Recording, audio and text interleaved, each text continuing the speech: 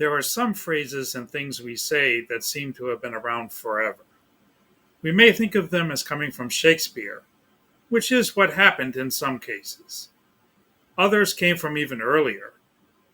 In any case, they have been around for a long time, all the way back to the medieval times, which are generally considered to be from the years 476 to 1520. Here's 5 phrases that we still use today that came from those particular 1044 years.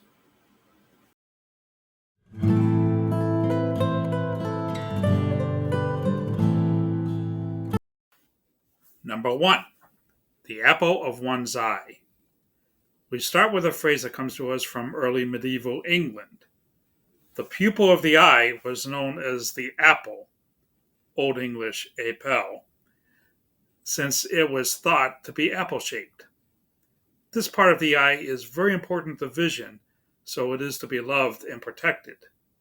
From this, any loved one or person important to us is called the apple of our eye.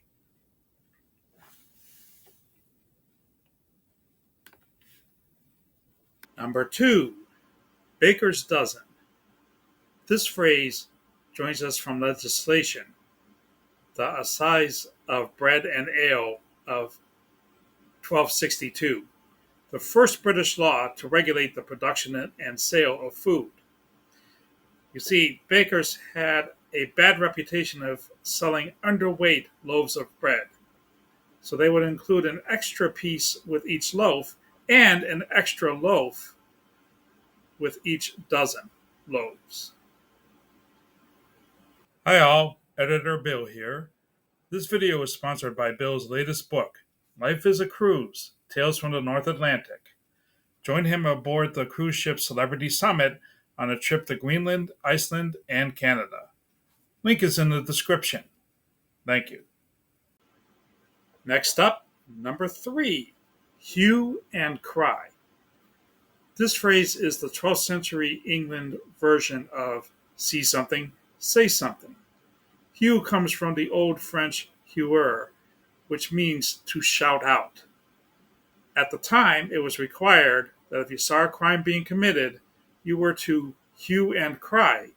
In other words, sound the alarm so help and the authorities could come. Number 4, more Irish than the Irish themselves. Now, this is a term I have never heard before, but apparently it dates back to medieval Ireland, referring to the Norman settlers who embraced Irish customs, language, and traditions more enthusiastically than the native Irish. Arriving in Ireland in the 1100s, this group of Normans integrated so much into Irish life that it worried the English authorities, prompting laws like the Statutes of Kilkenny in 1366 to try to maintain Irish identity. It just goes to show you what could happen when invaders take on a culture to a greater extent than the native locals. And finally, number 5, Tom, Dick, and Harry. Coming to us from medieval Italy, this phrase is used to describe ordinary or generic people, often implying anyone and everyone. The term in Latin originally was Titus a Gaius a Sempronius. This phrase would get changed to other languages too, becoming in Italian Tizio, Caio, and Sempronio, and in French Pierre, Paul, ou Jacques. This is just a few of the many terms, words, and phrases that have been around for a long time. A very long time. What's your favorite? Comment down below.